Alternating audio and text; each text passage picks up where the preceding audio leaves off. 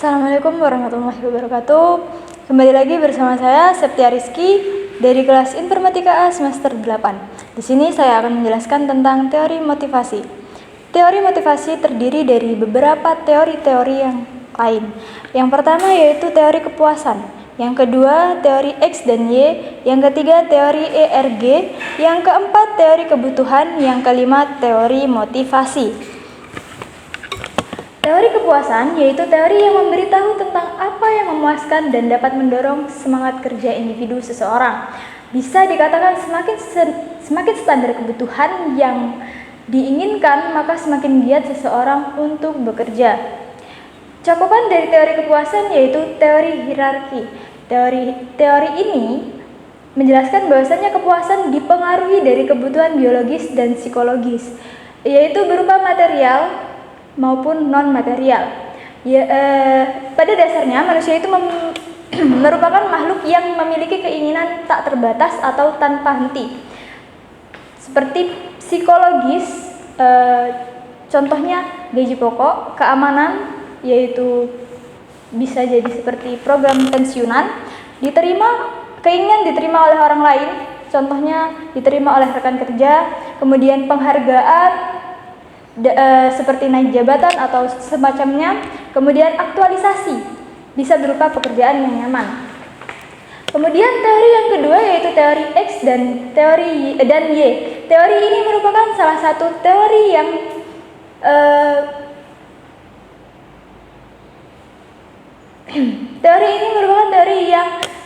berada pada cabang atau bidang teori pengukuran.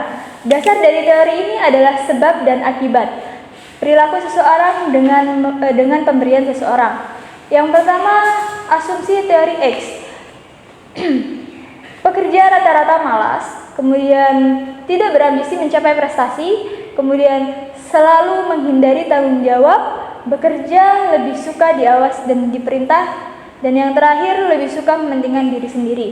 Sedangkan asumsi teori Y, pekerja rata-rata rajin, kemudian dapat memikul tanggung jawab, lalu ambisi untuk maju, dan yang terakhir berusaha untuk mencapai tujuan. Jenis motivasi yang diberikan merupakan daya penggerak yang menciptakan prestasi kerja agar mereka mau bekerja sama. Perbedaan antara X dan Y disebabkan karena adanya perbedaan motif, tujuan, dan kebutuhan dari masing-masing pekerja. Kemudian teori yang ketiga, teori ERG, yaitu teori yang dicetuskan oleh Clayton Paul Aldelfer. Teori ini menyatakan bahwa motivasi dilandasi oleh 3 kebutuhan. Yang pertama adalah eksistensi, yang kedua adalah related atau hubungan, yang ketiga growth atau perkembangan. Dalam teori ERG ini, eksistensi dijadikan sebagai kebutuhan nyata setiap orang yang sesuai dengan harkat dan martabat manusia. Dalam proses eksistensi dan interaksi akan muncul kebutuhan manusia untuk tumbuh dan berkembang. Teori ERG ini hampir sama dengan teori hierarki atau kebutuhan Maslow. Dalam teori ERG, eksistensi dianggap sebagai kebutuhan pokok. Kemudian teori yang keempat yaitu teori kebutuhan Mr. Sillen. Sebuah teori kebutuhan yang menjelaskan bahwasanya motivasi pada diri manusia ditentukan oleh keinginan untuk meraih prestasi. Kebutuhan berprestasi meliputi keinginan mengerjakan tugas yang rumit,